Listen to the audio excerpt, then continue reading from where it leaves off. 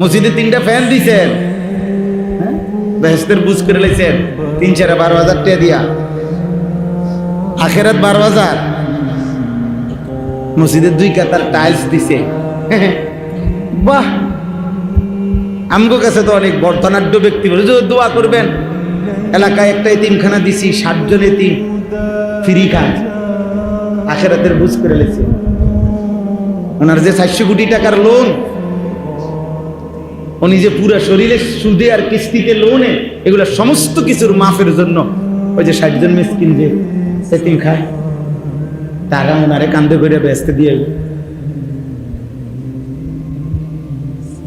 আখেরাতের বুঝ করে রাখছে। তো ওই যে এতিমখানা বাদ দিছে যে, আখেরাত কি এই 60 জন মিসকিনের বাতেরুজু নিয়ে আখেরাত বুঝেন নাই। এইটা তো একটি আমল না আব্বা, দান সাদাকা তো একটি আমল, একটি আমল না। তাহলে